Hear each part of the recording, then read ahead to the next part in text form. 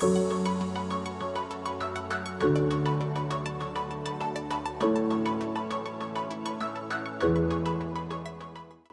and welcome to our series, the Impact Initiative Live. We are so thankful to have you join us. My name is Karen Tomer, and as the host of this series, we'll be bringing you timely topics, exciting guests, and key insights that we've learned from over 30 years in healthcare, including today's topic, Explainable AI, turning your raw data into reliable, real-time decisions. I'm joined by our resident data science and technology experts, Dave Schweppe and Matt Hanauer. Dave is Chief Analytics Officer here at Medi Analytics and has been transformational in the development of our exceptional data science factory. Matt is a senior data scientist who works closely with Dave, and together they're working to establish transparency around healthcare technology, provide meaningful analytics education to key leaders and staff, and build powerful solutions to accelerate innovation adoption among our healthcare clients. Dave and Matt, thank you for joining today. Thank you for having us. Yeah, I really appreciate it. Excited to be here. Great. Well, let's jump right into the first question here. Matt, I'm going to throw this one to you. What is explainable AI? How does it fit into the overall AI landscape?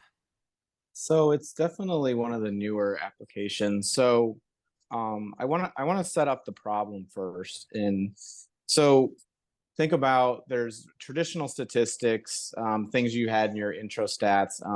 These models are very good at explaining things, different factors that are contributing to that. So if we want to know, for example, what factors contribute to maybe COVID or someone having an inpatient visit, we have different statistical models that can tell us if we do this, we're likely to see this type of effect on it.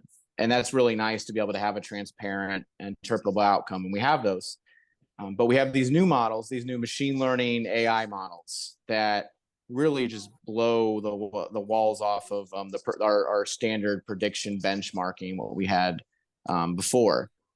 We're able to get R squared, where 20%, 0.2 would be acceptable before. Now anything below, 0.75 really just isn't acceptable. And that's on a scale of 0 to 100. So you can see 75 is much better than 20. So we have these new models that are much better at predicting, but we have a problem in healthcare. We don't just care about prediction. So for example, the stock market, all they really care about is whether a stock goes up or down. They don't care why it went down because they want to make money. And that's perfectly fine if you're in stock markets, and that's what you want to do. We're in healthcare, so we definitely want to be able to predict, for example, whether someone's going to go to the ER or not. But at the same time, it's very important for us to know what are the factors contributing to that. And not just what factors are contributing to that, but in which direction is someone's age having a positive or negative impact on that. And then furthermore, we want to know the level of impact. So sure, maybe someone's age is having some impact on going to the ER, and maybe it's some negative impact. It's making them go to the ER more because they're older for some reason.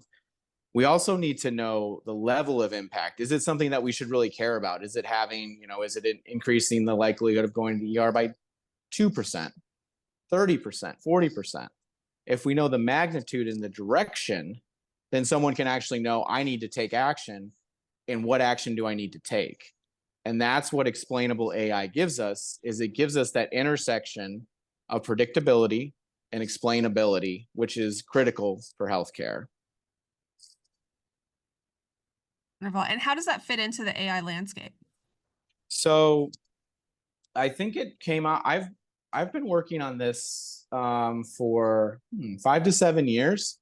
It comes a lot in when people talk about transparency. That's where it's been really big. Previously, we had techniques that would allow us to see which factors are the most important, like I said before, but not really which direction and the magnitude on an interpretable scale. So that's where it fits in. It was before, LLMs are definitely the newest and the newest models that are out there. But this is something that prior to LLMs was something that was some of the newer models. But with LLMs, these are also in other generative AI. These types of models are also becoming very important because folks want to know what's contributing to what the LLM is saying or what it's doing. And these sorts of models can help us understand that better and understand what factors are contributing to that so we can tune it in a way that makes sense to us. And for those who aren't quite so deep into the data science, LLM stands for? Oh, thank you. Large language models. Wonderful, yeah. Well, I think so. Dave, let me throw this one to you to start, and then Matt, if you want to chime in a little bit as well. Where are we seeing explainable AI show up in healthcare settings specifically? Well, let me try to make myself share here. As we're thinking about healthcare analytics reporting, where we started, we keep thinking about the next model. And Matt did a great job of describing the next model, the next set of things that are happening, Gen AI or LLM. But a lot of the users of healthcare analytics are not data scientists like Matt and I. People who do data science spend a lot of time in the numbers and crunching in the data and doing the statistics, making the models run. But why do we do that? We do that so the person at the end making decisions has the right information to make decisions. Mm-hmm. And thinking about explainable AI, really trying to create, that first bubble up there with the light bulb, identify the opportunity. So thinking about, what do I need to look at? What do I need to see? What do I need to find out? Well, I can't look at all the data to discover what's going on. So how can we as practitioners create the opportunity to provide our end users knowledge about things they may not have thought about, or combinations of things that might be happening that will impact patient care, utilization, cost, and quality, and bring them to the forefront in some statistical way. And then, as Matt was talking about, there are a lot of models out there, but how do I, as an end user, impact that? So let's take, for example, hypertension costs went way up in a short period of time. Why did that happen? Well, it might have been because we had an influx of new hypertension members because we merged with an older male population, or we did an outreach and we found a bunch of new patients, or there was a new commercial on television and there's a new hypertensive drug out there that's a brand expensive, and there's a generic equivalent that works really well, but yet that brand drug is taking over the cost. It's important to be able to identify those drivers, and those drivers are driven by how much they influence that opportunity that's been raised or been identified by the AI. And so we want to be able to tell people, what can you do about that? Where can I make that change? So not only tell you what the driver is, but help you understand how to impact that opportunity. How do I make that change?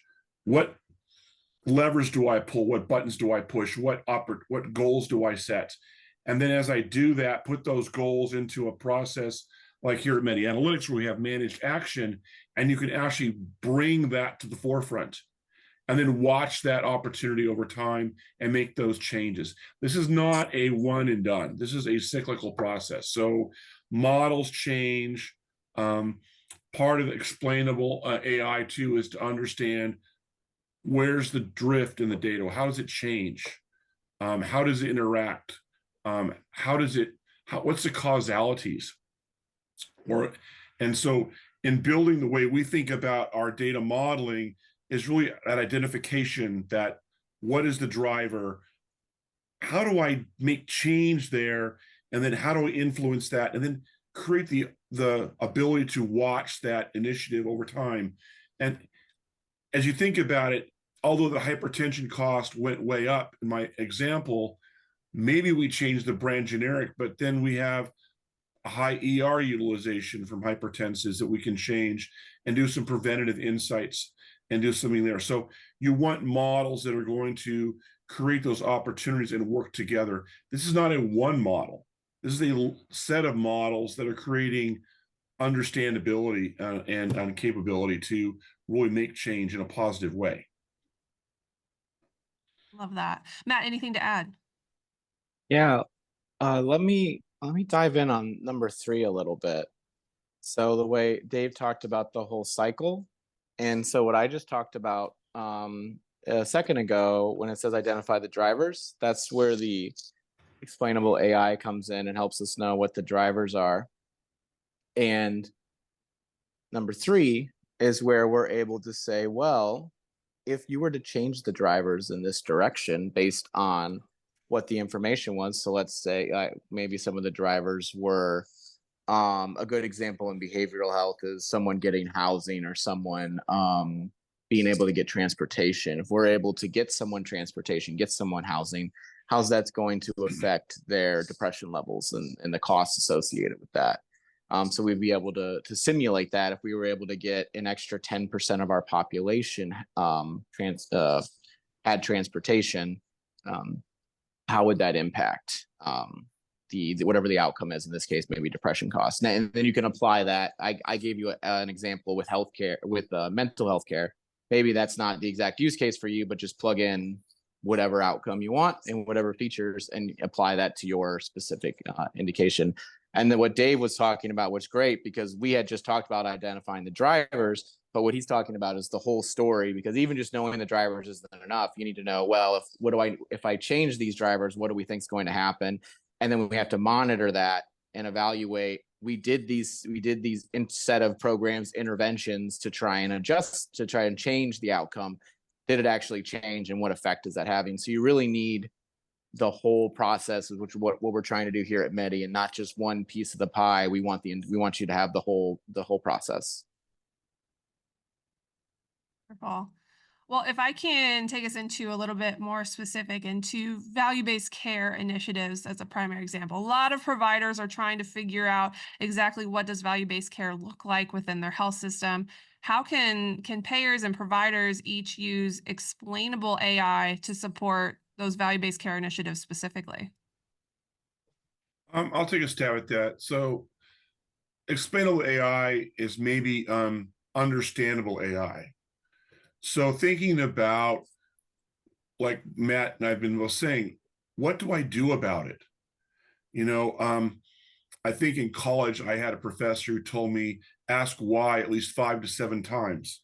Eventually you'll run out of answers and get to the word because you can't explain it. So really trying to create that pattern understanding of what's there. So the AI will raise opportunities, outliers, forecasts, magnitudes, directions, but you need to know why that's happening. And as a provider or a payer in value-based care, what am I trying to do? I'm trying to create affordable, high quality care with great patient satisfaction. And if I added the rest of quintuple aim, I'm helping the physician be able to have a very satisfying practice and do that with the idea of good health equity. But just the first 3, which is the original triple aim, as a provider in a value-based contract and a payer supporting that, I want to make sure that what I'm doing for my patients is the very best I can at the best cost. And an example might be, and we have models now that are working in our own organization that we've actually got patent pending on, which is exciting. But thinking about the fact that we've got ways to look at the provider interaction with the patient, and we've tried to remove all those things that the physician has no control over, and be able to actually measure for providers, how do my closing gaps in care? What's my prevention? What's my pharmaceutical utilization models, ED, inpatient versus outpatient? How do I look at those things and provide that high quality? You think about a diabetic who's not getting screened, simple preventative medicine, but now they're inpatient care, really sick and expensive. How could have I gotten behind that? So with the models we've got, we can explain and raise up those patients that are not meeting those needs and creating those, I use the word report in air quotes because, we really want to be careful. We want the analytics the actual analytics that we can provide that tells our physicians where to go and how to make those changes.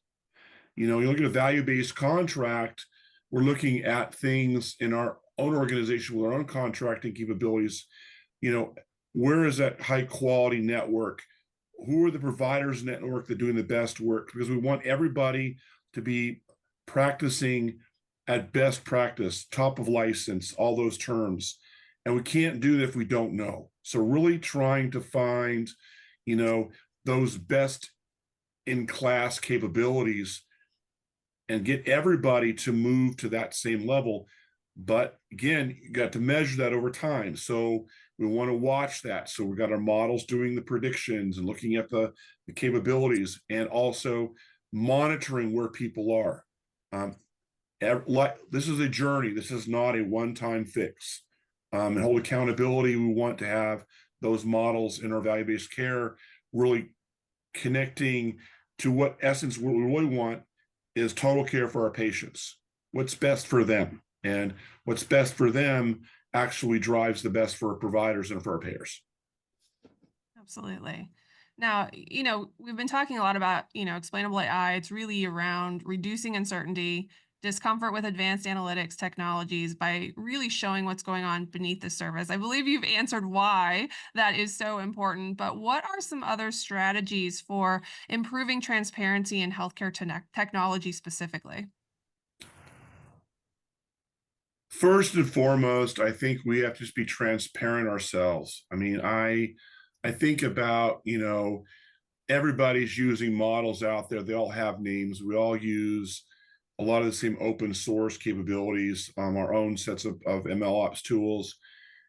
There are models out there like neural networks that my professors at MIT told me you can't explain. Okay, that's good. But that doesn't mean I can't use them to identify things and then create analytics that go with them.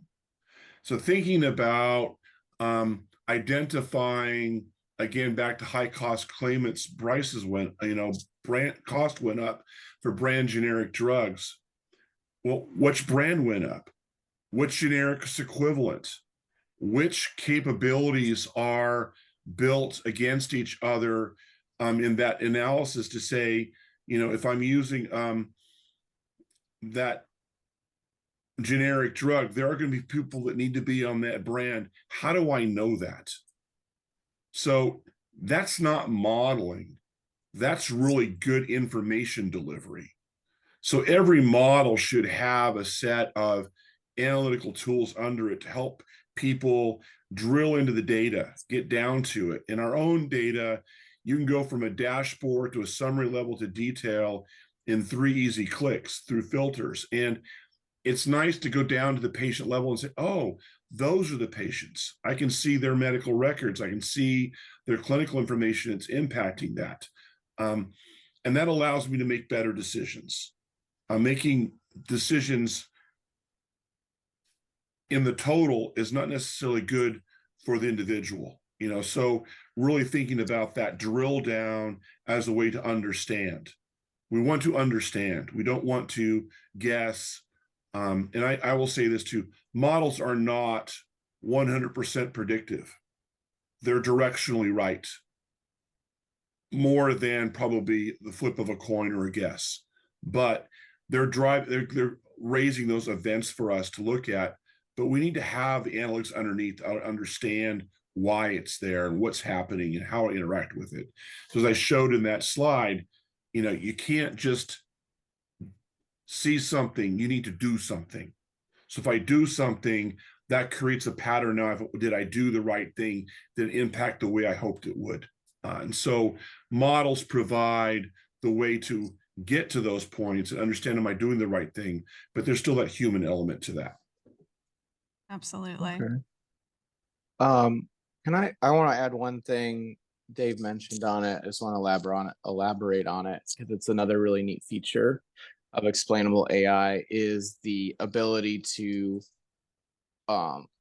predict at any level you really want. So sometimes we have projects that are at the member patient level, and we can get that granular. We can get what are the factors contributing to that individual patient's outcome and the direction and the magnitude. And that's important sometimes. Sometimes we only care about it at the provider level. Well, you can do that. You can either aggregate it or predict it at that level. Sometimes we want to roll that up to an IDN or an ACO level. Well, you can do that too. So that's something that's really neat, is you can be able to, that's something you can't get from generally from our traditional statistical methods, is that generally gives you what's the average impact. And what explainable AI techniques can do is what's the impact at every single individual level, so you can get a more personalized approach.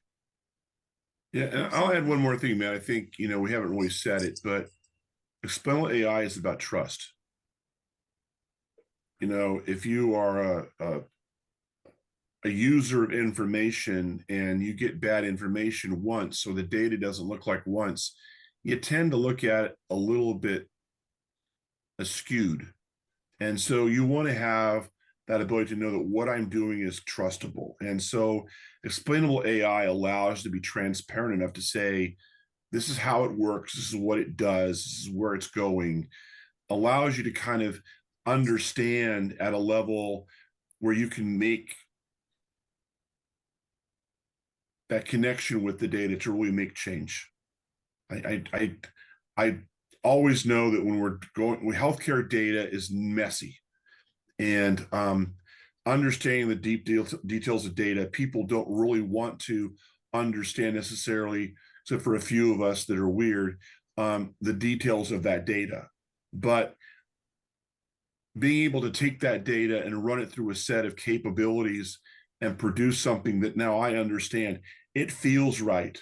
We've all had that gut reaction, that it feels right. Well, if the data feels right and the models give me what I think, then that I can also look at that explainability factor and actually understand, or talk to somebody who can tell me what it's doing. The black box is hard to trust, but we have to be able to have some explainability with trust. And so can't make change unless I have trust. Honesty in data is an important thing. So I think that's what's really great key part about explainable AI as well. Absolutely. Well, we've talked a lot about, all the good things that come with explainable AI, but let's switch gears a little bit. What are some of the challenges that can obstruct users from getting the most out of their AI capabilities, including XAI, and how can those obstacles be overcome? Yeah. So one of the things to keep in mind is, again, once you learn what you learn in your Stats 101 class, is correlation is not causation. So what we have here are, and Dave mentioned this as well, we have some indicators of directionality. So these are based on the data we have. These are the things that are correlated or predict some outcome. We're not doing in this situation. Now, you can do this in a setting of clinical trials and you can get the causality, but generally in the payer provider space, we're not doing a ton of clinical trials. So when you do this analysis and you haven't had a control treatment group, you're getting some type of correlation or predictability. And so sometimes you get funny results. It's something that I used to see at my last companies. And when I came here talking with some of the data scientists too, they noticed that as well. So that's what happens when you throw a bunch of data in there and see what happens. And that's one of the values, one of the things that I really appreciate about Medi is we have a lot of content experts. I know some, and I can talk my way through some, but we have a lot of folks who have been doing healthcare longer than I've been alive. Dave's included in one of them. So it's really helpful to have those experts in there that really know the data and the concepts. So you can try, and that, to get to your point, how do you minimize that? You have folks who really, really know healthcare and the domain, whether you're in health, whatever space you're in, the domain really, really well. So they can help folks like me who know the models really well, might need a little bit of help with that. So that's one thing to keep in mind. How do you fix that? As Dave mentioned earlier, we're not going to be able to explain everything 100%. We're working with real data, not a clinical trial. And so we're not going to have every single factor that contributes to someone visiting the ER. I had mentioned I've mentioned transportation and housing, social determinants of health. Those are tough to get. They're really predictive and really important, and I know it's something that Medi has access to and is really working towards integrating that into our products. But it's tough to get. Not everybody has those, so you have to deal with the data that you have, and sometimes you'll see factors that are explaining things that you can't really quite understand, and it's probably because you're missing something that's really contributing, that's masking that. And all of this leads to my last point, which is what I've been talking about, is just having understandable, clean data. You have to know what the variable is, think of an Excel spreadsheet. What do those columns mean? What does that data mean? If you don't know what it means, I can't explain it to you because I don't know what it means. So I can't explain something to you that's unexplainable. So the data we have to know what's going in to know what's going out.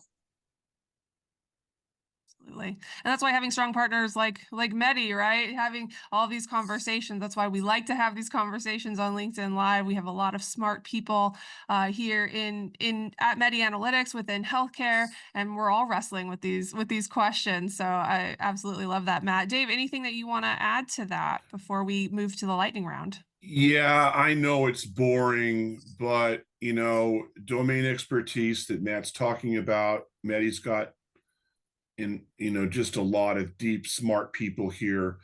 I guess Matt's aged me now because now I've been around longer than he's been in data. So I guess that puts me in some area of wisdom. I don't know. But I think what's important is data has to be as clean as it can be. And even in our own organization, we have very strong data mapping with our really strong data fabric that we've got available to our customers. But data is still data, and models will operate differently. And I think what Matt made was a really important comment. We may be able to, I'll use the word predict in a loose way, something that's going to happen, but the feature that's predicting it is maybe a summarized representation of something deeper. So having extended data, SDOH, claims, clinical, demographics, enrollment, provider, payer information all works well together, gives a much richer, much more trustworthy outcome for that model to output and predict on. So we've done a lot to bring all that data together in one place with some really strong, we call as an introduction, data science factory. We have, the inputs are the raw materials and output is actionable widgets. And I think we've got a really really smart way of thinking about that. And again, it starts with all that great understanding the data, but also putting it into a format that is usable by our clients and their users. So it's not just Explainable AI is part of the journey and a good part of it, but also inputs and outputs are important as well. Absolutely. All right, well, let's move into our lightning round. This is where we ask 3 questions every single LinkedIn Live, and you'll both answer as quickly as you can. So just whatever is top of mind that you think when we ask this question. Matt, we'll start with you on this first one, and then Dave will let you answer as well. So Matt, what is one thing in healthcare that has you really excited right now? So it's new to me, but not new to healthcare, but adjustments. There was a new topic that I learned when I came to Medi, and I showed that we worked with some of the folks and showed them some of the methods that I had been using and other data science here have been using to work with adjustments. And I think we found, I guess this is maybe a little teaser to a future one, we found some really cool ways to apply machine learning to really, I really think, improve on some of the adjustment models we've seen out there in a relatively straightforward to explain way. I can, hopefully we'll get an opportunity to talk about that, but it's a pretty straightforward way. I know it's an old topic, but I think we can really make it better because it's an important area of healthcare. Dave, what about you? The overwhelming amount of Gen AI, Gen BI, Gen fill in the blank. It just seems in the last, was it November of 21? We learned about Gen AI, and now it is the topic of all things. I've been to a bunch of conferences now. It is the topic that solves all issues. I'm excited by the fact that data science has always been a deep knowledge organization. And I think with Gen AI, English becomes a programming language. And I'm excited to see all of those great domain experts now be able to have easier way to work with data and easier way to ask questions and find answers. Absolutely. Well, Dave, I'm going to go with you first for this one. So if you could solve one major challenge for healthcare organizations, what would it be? One major challenge: coordinated longitudinal care for every patient. Love that Patients one. move from payer to payer, provider to provider, employer to employer, and we lose track of who they are. And Mm. wouldn't it be wonderful if we had all that in one open space? Of course, according to HIPAA and other rules and regulations, but being able to be caring for the total care of that patient on a life cycle of birth to death versus just in 3 to 4 year segments and hoping we can connect the dots. Great answer. Matt, what about you? Great. I'd like to have some. I know there's some common definitions out there, but more common definitions for key outcomes like denial rates, retention, length of stay. It seems like especially retention, every company I've been at has defined it differently. And it would be helpful if we could find a way to agree on it. Maybe not one, a few definitions of how would we exactly calculate retention. What are the assumptions we're making? That would make it a lot easier to benchmark and compare, and be able to see, whose retention really is good. That's a good one as well. Well, Matt, we'll start with you on this last and final lightning round question. What is one key trend that you're keeping an eye on? Anything we should be watching and researching? David mentioned it earlier, but Gen BI, I was working on it started working on a little bit at my last company, and then we've been able to really pick it up here at Medi.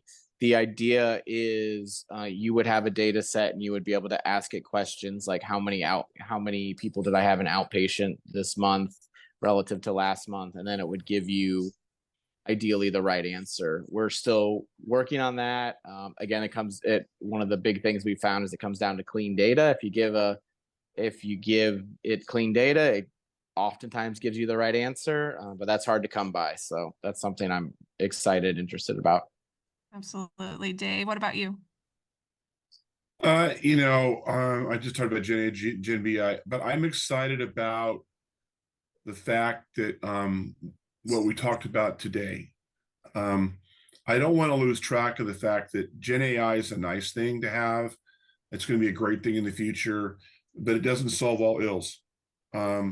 There are a lot of other model technologies and AI technologies out there that are doing amazing things. And so not to lose track of the whole. So I'm excited about where we'll go with what we know and where we'll go with what we will learn. And I think that that's kind of the exciting part, because end of the day, again, what we're trying to do is do best by our patients, and giving our practitioners and our payers the capability to do best by them will grow. Because the exciting thing about new AI is that it's very open. But I think we have to be very not lose track of all the great work we've done.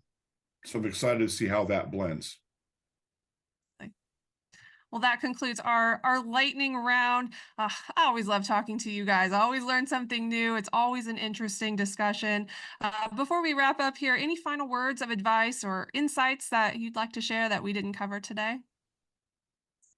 Yeah, I would say let's be excited about where we're headed, but let's not lose the grounding of where we've come from. And life is always good with a little bit of skepticism. Gen AI doesn't always give us the right answer, but it sure does a lot of the time now. It's getting better at it. AI does not answer everything, but it sure gets us the right direction. So always ask why. It's nice to know, nice to be able to trust where you're going. Always ask why. I love that. Matt, anything to add? Uh, I think I'm to reiterate a point again, the importance of domain expertise. If it's to have that type of knowledge helps us to be able to give folks really good results. So if I don't know, again, I talked about how do we define denial rate, how do we define retention. If you've got folks who have been in the industry that know how it's generally been defined by other companies and in the industry at whole, that really helps make data scientists' jobs a lot easier as opposed to making us guess, because oftentimes we guess wrong. So having that domain expertise to be able to get those clinical outcome, whatever they want to be, clinical cost outcomes defined in the correct way, makes data science's life a lot easier. Love it. Well, Matt, Dave, thank you both so much for joining. Really appreciated all the insights that you share. And I'm going to be asking why for now on. Thank you both. You're welcome. Thank you. Thank you. And thank you so much for joining us for this episode of the Impact Initiative Live on LinkedIn. If you have additional questions or you're watching this at a later time, please let us know in the chat and we'd be happy to connect with you after the live. If you haven't already, please be sure to follow us on the Medi Analytics LinkedIn page to stay up to date on all of our great thought leadership and, of course, more conversations right here on LinkedIn Live. We'll be back with another great episode in a couple of weeks, and you won't want to miss it. Registration will be live very soon. Thank you again for joining us. We'll see you next time.